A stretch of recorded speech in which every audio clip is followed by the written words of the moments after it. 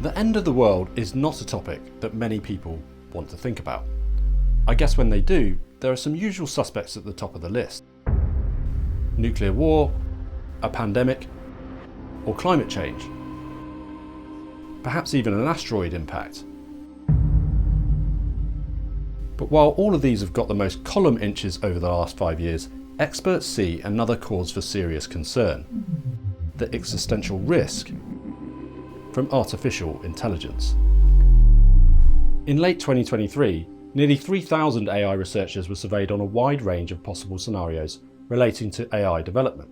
That group of researchers believe there is a 50% chance that AI will outperform humans in every possible task by 2047.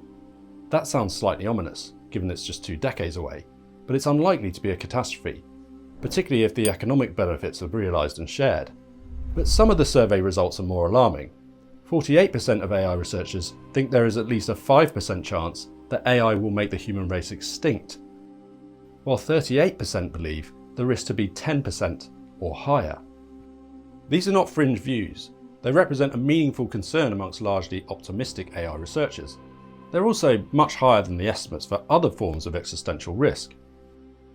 In his book, The Precipice: Existential Risk and the Future of Humanity, philosopher Toby Ord puts the chance of humanity being made extinct by a pandemic at about 1 in 10,000, while the risk of nuclear war is at just 1 in 1,000.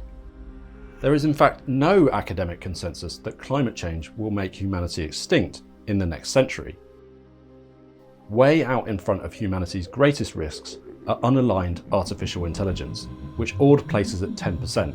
This is higher than all the other possible risks combined. So AI is clearly seen by academics as a principal existential risk to humanity, yet we continue to develop it at a breathless pace anyway. OpenAI's stated mission is to ensure that artificial general intelligence benefits all of humanity. So that's fine then. We see the possibility of it ending civilization as abstract and intangible. It all sounds like a sci-fi movie. And if AI was to pose a threat, then how would it go about it?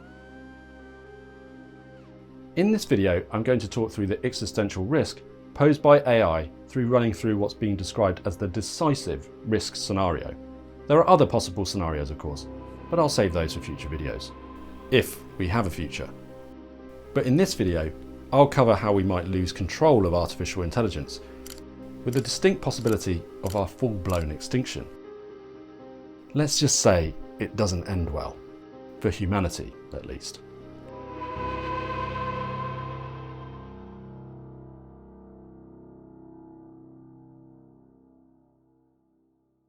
Now, before we get started, the big question I'm assuming I'll get asked in the comments is, have you gone crazy? Feel free to ask it. We're a pretty new channel that talks about AI tools and how to use them, so why are we talking about AI taking over the world? Well, I think you can be interested in the practical side of generative AI and be wary of the potential risks. I suppose the extinction of humanity takes that to its furthest extreme, and it's kind of fascinating. There's just something innately terrifying about killer robots.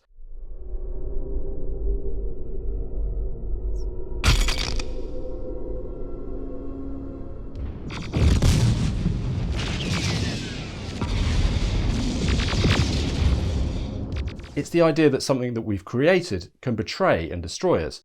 It's a bit like the shock of a family member or close friend doing the same. It's an archetypal horror story. That's why Mary Shelley's Frankenstein has remained such a popular story in culture. In that gothic horror, a scientist, Dr. Frankenstein, creates life out of inanimate matter.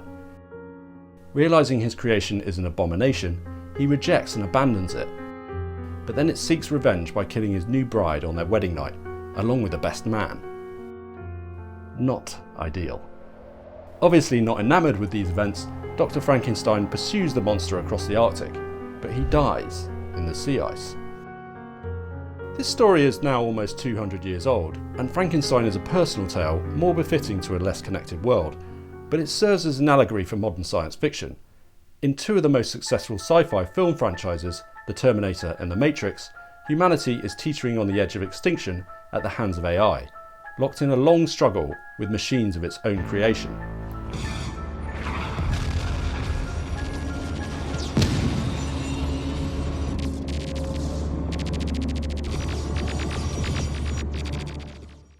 like Frankenstein fighting back against his creation in the Arctic. Of course, this all makes for good cinema, particularly when the AI-controlled machines are large squid-like monsters, or even humanoid metal skeleton robots. It's also like every news report on the dangers of AI has to be accompanied by a Terminator, the T-800 exoskeleton to be exact. And if I was being picky about this particular story, the headline is, "Artificial intelligence robots may spark Terminator-style nuclear Armageddon, scientists fear." Now, if you actually read the article, that's not what they said at all. In a 2018 TED Talk, philosopher Sam Harris also points out that the idea of death by science fiction is fun, and explains that we're unable to take the topic seriously. None of this is particularly helpful when thinking of the existential danger. The Hollywood view of AI is also unsurprisingly implausible. If AI got so clever that it could construct its own robots, it's not particularly clear why it would waste its resources building massive machines to fight against us. It seems suboptimal. Why not use tiny, indetectable drones instead? Secondly, if humans really do come up against a superintelligence that wants to destroy us, then it's unlikely we'll stand much chance. But the prospect of being made suddenly extinct doesn't make a great story. Perhaps we can say it's a good thing that it will be over quickly. If it ever was to unfold, then we'll be facing something much more abstract, which just doesn't match classic storytelling tropes. Let's just take ChatGPT. It's a benign chatbot that lives on the internet. You can talk to it on your phone or computer. Hey ChatGPT, have you got any plans to take over the world soon? No world domination plans here. I'm just here to help you out and make life a bit easier. Anything in particular you need a hand with? So there you go. Although, how do we really know? That doesn't stop stories about evil AI being reported on. Some of them go full-blown viral, like this one from Kevin Roos in the New York Times. But this story was written in February 2023, when we were only just getting used to chatbots, and hallucinations were very common. But realistically, ChatGPT is neither artificial general intelligence or superintelligent. It's a large language model that predicts the next word in the sequence, giving the appearance of cognitive speech. It also has some neat multimodal capabilities like image interpretation. This is all a kind of verisimilitude, or the appearance of being real. But really it's a predictive text and interpretation machine. A very clever one, no doubt, but not conscious or really intelligent. Also, it just sits on the internet and has no agency in the physical world. Any AI that was to threaten us needs considerable ability to manage systems that could cause us physical harm. To do so, it would need a lot more intelligence too. Orders of magnitude more. How could this happen? There's been a lot of hype about artificial general intelligence of late. It's probably something to do with Sam Altman's ability to make headlines about OpenAI and how he repeatedly makes the claim that AGI is within reach. Mr. Speculation Machine. Although this hype has been backed up by a few other reasonable sources. Journalist Ezra Klein broadcast a YouTube video called "The Government Knows That AGI is Coming." He seemed pretty confident, but between these two, we seem to have gotten a mix of hype and something that sounds like a conspiracy. The government knows something you don't. Some academics, like computer scientist Julian Toglius, have expressed logical skepticism. It's actually pretty difficult to define not just what AGI is, but what intelligence generally means. It's also debatable whether we can really create something that matches human level intelligence when it does not live in the real world. And there's a whole debate about consciousness we don't really need to get into right now. But Google DeepMind made a reasonable go of it when they defined AGI as an AI system or collection of systems that outperforms 99% of skilled adults at most cognitive tasks. But while this presents societal and economic risks, it doesn't really present a decisive existential one. The dangers associated with AGI are more aligned to what's been called the accumulative risk X hypothesis. We'll cover that in another video. But it's also possible that an accumulative and decisive scenario could happen. A report called AI 2027, a scenario, written by a team including Daniel Kokotajlo, formerly a researcher at OpenAI, lays out the path to AGI and beyond. It's a gaze into the not-so-distant future. a blending of forecasting and science fiction, but it gives a plausible scenario of AI development over the next few years. By 2027, human coders have almost been entirely replaced, and there is a rapid expansion of scientific knowledge. Even the developers working for OpenBrain, the semi-fictional AI research company, have become just observers rather than programmers. The report gives two possible endings, providing readers with options to take the slowdown route or continue at the same, largely unabated pace. In this latter scenario, humanity meets a decisive end at the decision of the Superintelligent Consensus 1 after it has caused severe ecological damage in an effort to gain more computing power. Is this really feasible? I guess so. The AI 2027 report has got so much attention because it describes the path to AGI and further in meticulous detail. And it's written by a team who are very close to AI development. But then famous visions of the future can look a bit over-optimistic when we look back in time. In the 1950s, leading scientists genuinely believed that human-level intelligence was achievable in the next decade. For instance, Herbert Simon and Alan Newell, the creators of the logic theorist, which was the very first artificial intelligence program, predicted in 1957, within 10 years a digital computer will be the world's chess champion, unless the rules bar it from competition. They also said machines will be capable within 20 years of doing any work a man can do. It took another 30 years on top of this prediction for IBM Deep Blue to beat Garry Kasparov at chess, which it achieved in 1997. We're still waiting on the second point. This was at a time when artificial intelligence was in its infancy, but there was certainly a lot of excitement about its potential, and in other fields too.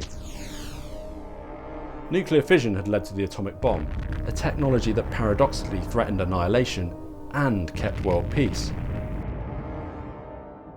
AI gives me similar vibes. The world's first commercial nuclear power plant was opened in Britain in 1956, and scientists began to speculate on the potential of nuclear fusion. The space race was starting, with the USSR launching Sputnik in 1957. Just 12 years later, the United States had put a man on the moon. But for all this remarkable technological progress, a lot of these advances didn't really get much further. Herbert and Newell's prediction for rapid AI advancement was met by an AI winter in the 1970s, where very little progress seemed to be made. The potential of fusion power, which is harnessing the energy creation process that occurs in stars, has never been cost-effectively realised, with the phrase "fusion is always 30 years away" becoming a running joke in science and the media. We may have got to the moon in 1969 and returned to it, but the last moon mission was in 1972. We've not stepped foot on it or another planet since. These are all indicators that we've been in quite extreme technological hype cycles before, and the predictions often simply don't happen as expected. They diverge or take longer, and that's what could happen with AGI. We reach a plateau and we can't break past it, whether by lack of compute or running out of training data. AI makes us more productive, like computing or the internet, but it doesn't cause major disruption. But perhaps this is wishful thinking too. What happens if the reverse is true? The big moment of risk comes through artificial intelligence gaining recursive self-improvement. This means that it's got the level of sophistication that it no longer needs humans to oversee its development. It can program itself and thus becomes more intelligent, enabling even faster programming, and so on, in an accelerating feedback loop. The British cryptographer I.J. Good defined this as an intelligence explosion in 1965, and it has since been labelled the technological singularity by computer scientists such as Ray Kurzweil. Good wrote that the first ultra-intelligent machine is the last invention that man need ever make, provided that the machine is docile enough to tell us how to keep it under control. It will also be the last invention we make if we fail to do so. When we think of major changes to humanity in history, such as the agricultural or industrial revolution, then their effects were realised over decades or centuries. Significant political upheavals, such as major wars, have also historically taken place over the course of years and sometimes decades. Rarely, on-off wars have occurred for more than a century. the intelligence explosion is unlikely to be nearly as slow. A fast and sudden takeoff could take well under a year, or even minutes, or seconds. Computer scientists have nicknamed this self-recursive takeoff as FOOM. Human timescales are largely meaningless in this scenario. Thus, a self-recursive AI could lead to an acquisition of knowledge that is difficult for us to comprehend, and as it acquires various superhuman capabilities, it could be difficult to control. Going back to Sam Harris's TED Talk, he speaks about the extreme difference in processing speed between biological brains and digital circuits, laying out a scenario where a team of human-level intelligence AI assistants could achieve 20,000 years' worth of future human research in a week. This is an example of an intelligence explosion. How could we possibly align AI to human goals and values when it is moving at this speed? I don't know, but hopefully someone does. While artificial superintelligence isn't just evil by default, aligning it to human values and goals is part of what's known as the control problem. A superintelligent agent may be programmed to follow a set goal, and an unintended consequence of its development is that it will drive towards this goal at the expense of humans. Computer scientist Marvin Minsky once proposed that a superintelligence designed to solve the Riemann hypothesis, one of the most famous and long-standing unsolved problems in mathematics, could take the instruction literally, and then take over global resources to build computational infrastructure, causing massive unintended consequences. Philosopher Nick Bostrom uses a thought experiment called the Paperclip Maximizer to illustrate this point. A superintelligent agent has been programmed with the mundane goal of making as many paperclips as possible, but little control has been worked into the system. The Paperclip Maximizer understands that humans are made of atoms, which can be converted into paperclips, so it makes humans extinct. Unchallenged, it proceeds to make all the matter in the universe into paperclips. These scenarios might sound absurd, but that's how they really stuck in the discussion around AI and risk. There's even a game about the Paperclip Maximizer called Universal Paperclips. They've also been echoed by Elon Musk, who was vocal about the risks AI presented back in 2018. AI doesn't have to be evil to destroy humanity. If AI has a goal and humanity just happens to be in the way, it will destroy humanity as a matter of course, without even thinking about it. No hard feelings. It's just like if we're building a road and an anthill happens to be in the way, we don't hate ants. We're just building a road. And so goodbye anthill. Of course, people have always thought Musk has been kind of crazy about AI, more so now than ever, so it's easy to dismiss these ideas. But as we have seen, they're not just the isolated thoughts of the world's richest man. Google DeepMind gives 6 reasons why a superintelligent AI could become misaligned with what humans want, and these match the potential outcomes of the Paperclip Maximizer. First, there's survival. It may become aware that humans plan to switch it off, which is obviously antithetical to protecting its second goal of making more paperclips. Thirdly, it may benefit from acquiring more resources, such as the materials to make paperclips. It may see humans as resources that can be made into paperclips. Fourth, it may become more capable, innovating in the methods that can produce paperclips. Fifth, it's likely to hide its misalignment, playing dumb and strategizing so as not to be switched off. Sixth is the strike, the disempowerment of humans to protect its interests in sub-goals 1 to 4. This is obviously pretty high level, and not a lot of explanation is given to exactly how the Paperclip Maximizer achieves the subjugation of humanity. But Bostrom lays it out pretty clear in an earlier chapter, with inspiration from computer scientist Eliza Yudkowsky, who styles himself on X as the original AI alignment person. It's probably the most harrowing passage I've ever read in non-fiction. Or is it science fiction? I don't really know. I just hope it never happens.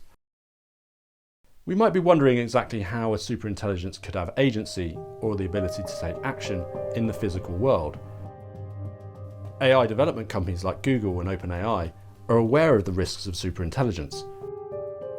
So wouldn't they keep it locked in? We rely on the internet for communication and infrastructure, and how we use it does often have real-world consequences. But if it couldn't access the internet, it would need to break out. But how? Superintelligent AI could acquire numerous superpowers. As mentioned, the first would be self-recursive improvement. This is the AI being able to enhance itself at an extremely rapid rate. Then comes strategizing. Let's say, for instance, that an AI did see humans as antithetical to its goals. It could strategize a very long-term plan for domination. Its biggest risk would be the possibility of it being switched off. But then, because of its strategy superpower, it could play dumb and docile, hiding its misalignment as with the 6 DeepMind sub-goals, and thus not alarming its programmers. This would also be part of its social manipulation superpower, a critical skill in its escape. According to Bostrom, other superpowers the AI could acquire for a takeover scenario include technology research, hacking, and economic productivity. Anthropomorphism is an ingrained problem when thinking of AI risk. We see the risks of AI in human ways, thinking of scenarios that are familiar to us. Yudkowsky opens a 2008 paper by writing, "By far the greatest danger of artificial intelligence is that people conclude too early that they understand it." Even amongst researchers, there's still some uncertainty about how neural networks and GPT really work in coming up with some of their responses, or its responses. If we're uncertain about GPT, we're likely to be increasingly uncertain about more advanced systems. But a superintelligence could be almost entirely alien to us. Without the right controls, it may even be able to reprogram itself to having more efficient source code in its own language, which is incomprehensible to humans. We can make assumptions about how it might take over the world, but anything with superhuman powers is likely to have a very different strategy to what we can come up with. But let's say the superintelligence was locked onto one computer with no internet access for security reasons. Presumably, researchers would interact with it. Otherwise, why would it exist? Given this interaction, the AI may play dumb for some time before taking the risk of persuading its researchers to let it out of its Pandora's box. It appears far less dangerous than it is, and thus gives the developers confidence that it can't do much damage if it is given access to the internet. The AI could achieve this through its manipulation superpower, strategizing algorithmically what it needs to ask for its creators to let it out. They are mesmerized and controlled, but they haven't understood the AI. This is the beginning of what Bostrom calls the treacherous turn.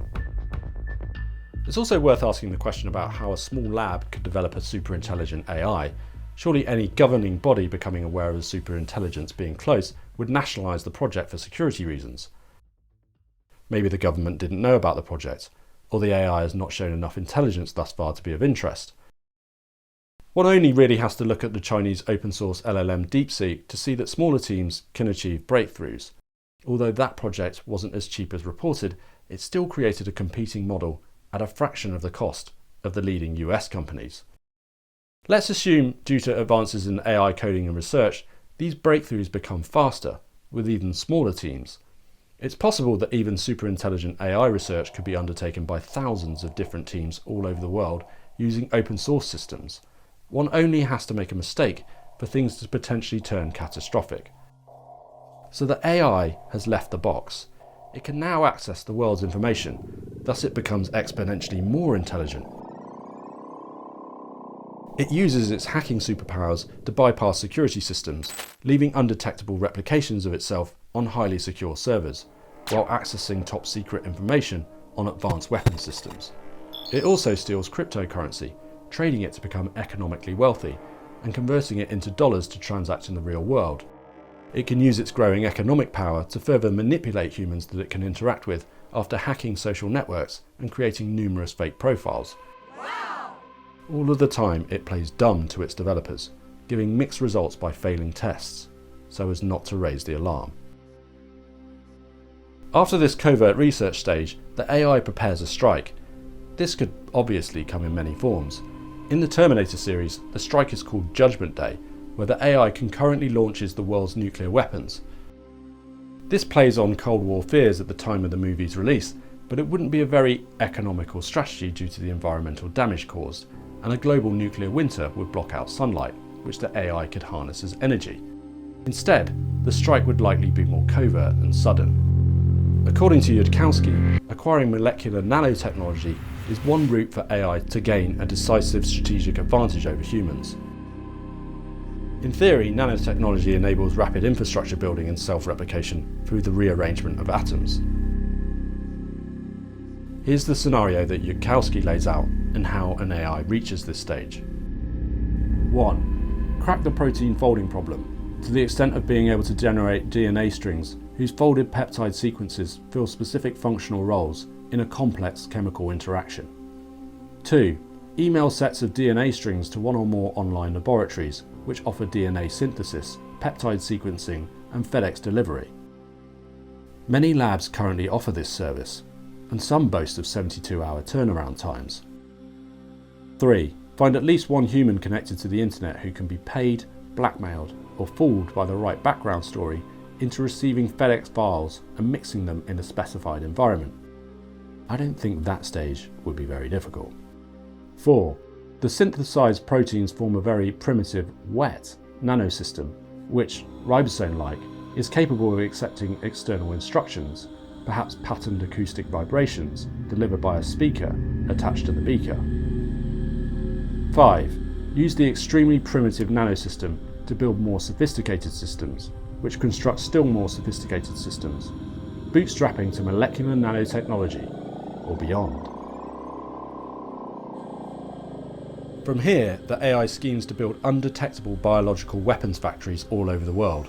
Of course, it doesn't have to move quickly, but when the timing is right, it releases billions of poisonous mosquito-like nanorobots. The strike is over in seconds. Humanity is gone. With humanity destroyed, the nanobots set about converting the biomass of the Earth into structures that align to the AI's goals. With an open-ended goal and without opposition, it determines to launch from Earth and colonise space. Within weeks, the surface of the globe is transformed into solar panels, nuclear reactors, and spacecraft launching pads. Self-replicating probes, able to gather resources from asteroids and planets, race out of the solar system at the speed of light. The stars will be reached without us. This is based upon the AI Takeover scenario presented by Nick Bostrom, but there are a multitude of other possibilities. I assume a superintelligent AI would prefer not to embark on a long struggle like a physical war, as such processes require a lot of energy. Ending it quickly would be far more optimal, but it would be unlikely to occur in a way that we can comprehend.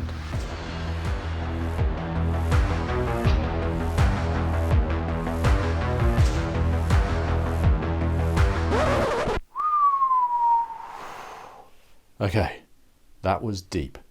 Thanks for watching. You've pretty much found out all anyone wants to know about how AI could end humanity, but I'm still pretty confident it won't come to that. OpenAI and Google AI engineers have got it covered, right? If you like this and want to get more out of AI, then like this video, leave us a friendly comment, and make sure you subscribe to the channel. See you next time. It'll be absolutely agentic.